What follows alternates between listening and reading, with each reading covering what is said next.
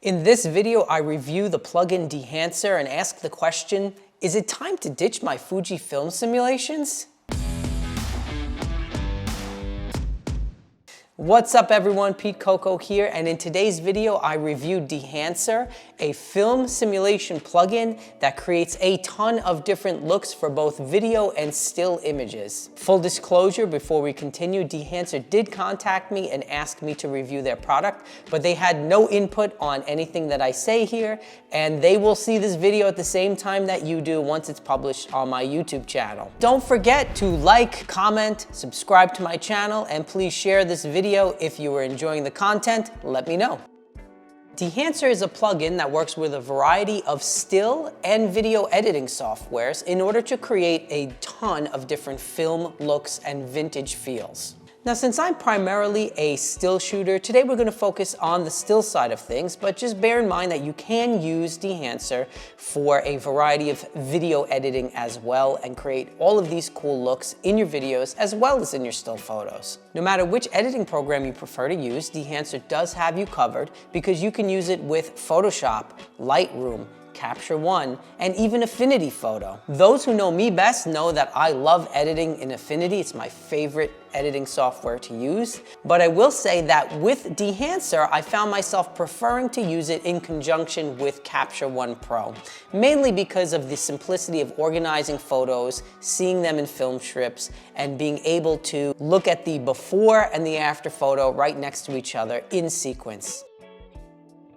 The Dehancer interface is actually very simple and quite intuitive to use.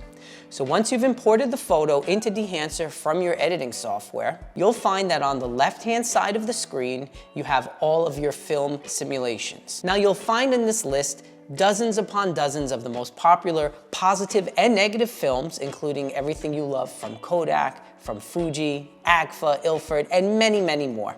On the right-hand side of the window, you can refine your simulation look with a variety of other tools, including things like color temperature, black point, and much, much more. One of my favorite options when it comes to tweaking the presets is the film grain menu, which allows you to adjust the size of the grain, the strength of the grain, the way the grain appears in the highlights, the midtones, and the shadows, and more. One of the coolest things you can do in this menu is you can adjust whether the grain has the look of a positive film or a negative film. So if you change that to positive, it really makes it a little bit more subtle and the effects are very, very pleasing. Outside of that, another thing that I like about the user interface is the ability to create a favorites list of your presets.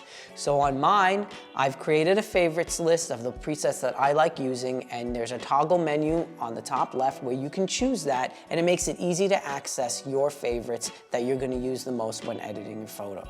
There are a few things that are missing, however, that I think the plugin could use. Number one, there's no histogram, which is just something that I think most of us appreciate having as a reference just to make editing easier and to let you know what your presets are doing to your final image. Number two, there's no basic parameter adjustments like exposure, highlights, shadows. So what you have to do is tweak the exposure before you import it into Dehancer. What I find myself doing now is making basic adjustments to highlights and shadows and exposure first, then importing the photo into Dehancer, adding the preset, and then returning the photo after I save it back into Capture One and making final tweaks there if I want to make a little bit of a change to the exposure. So it would be much easier if I could just do all of that right in the plugin without having to go back and forth. Having said that, it's not the end of the world. It would just create an even better workflow if I could do it the other way. I had the opportunity to test Dehancer in a couple of real-world situations from 2 gigs that I had recently. The first was a recording session where I photographed behind-the-scenes images, and this was actually for my own group that I'm in, but we were recording our debut album out at a very cool studio located in Huntington on Long Island, and it's on an old dairy farm, so it's called Milk House Studios, naturally. And so I brought my Fuji X-T4 and did a bunch of behind-the-scenes photos and used those photos for some of my testing for Dehancer. The second opportunity I had to test out Dehancer was on images I captured at Dizzy's Club Coca-Cola for a tribute concert to the great bassist Charles Mingus.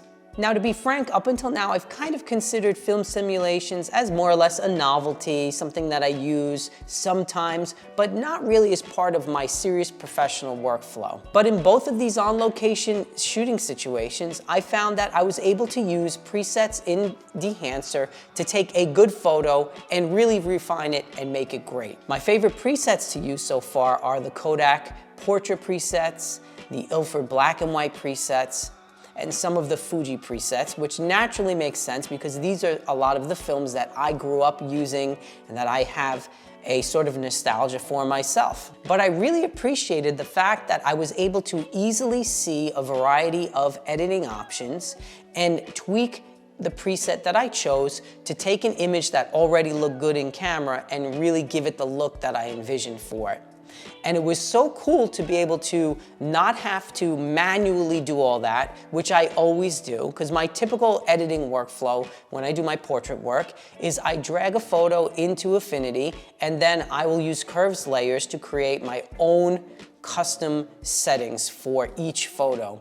So I don't really use a lot of presets outside of maybe some LUTs here and there, but even if I use that, I'll generally tweak it to my own liking.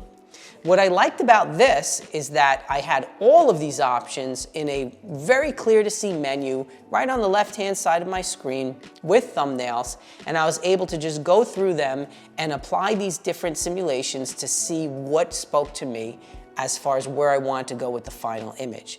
Now, I did tweak them after that, so it wasn't just a set it and forget it, but using the preset as sort of a baseline, I was able to then tweak that and really give the photos a very creative and unique look and bring my vision to life. After a few days of using Dehancer, I came to some conclusions. Most importantly, I realized that I prefer this method of applying a film simulation over what I had been doing with my Fuji X-T4, which is using the native in-camera film simulations. And there's a couple of reasons why. First of all, I prefer being able to apply all of these different simulations in post and immediately see how they look over having to choose a simulation in camera and then being locked into it or having to change it on the fly if I'm not super thrilled with the effect as I go. Secondly, the workflow is so simple and intuitive that it doesn't take a lot of time. So whereas I use my Fujifilm simulations when I don't want to mess around in the computer so much, I found that this was pretty simple to use and didn't really take much longer, so it kind of negates the whole time factor a little bit for me. So the question becomes, is it time to ditch using your Fujifilm simulations? And I think the answer is no, not yet. I mean, there will always be times when you want the simplicity of using the in-camera film simulation and just exporting JPEGs that you're not going to do anything to but use as they are.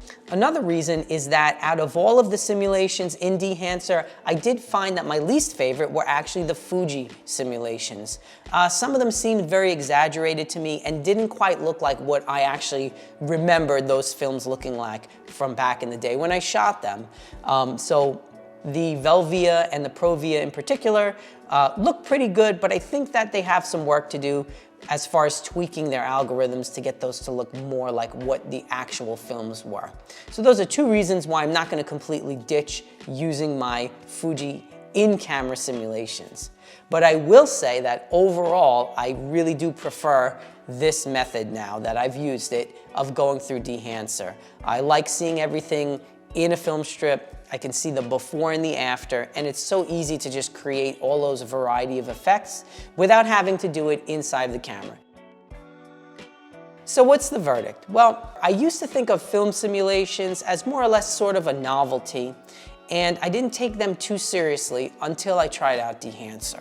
I really believe that this plugin is a powerful and an effective tool for creatives that we can use to further tweak the work that we're already doing. In the first real-world test that I used Dehancer, it actually helped me to take photos that I was pleased with but that needed a little bit of work and bring them from being good to being great by using these simulations without having to spend hours and hours color grading and doing all these kinds of things that I usually do in the past. So I really have been made a believer in it, and I think it's a great program, and I think you should check it out. Well, that's all I have for you today. As usual, please hit the like button, subscribe to my channel, share this video with your friends. And for more information on Dehancer, just click on the link in the description below. All right, everyone, so here's to wishing you an awesome day filled with awesome pictures. So go out today with your camera, take some great shots, and have a wonderful day, and I will see you next time. Bye, everybody.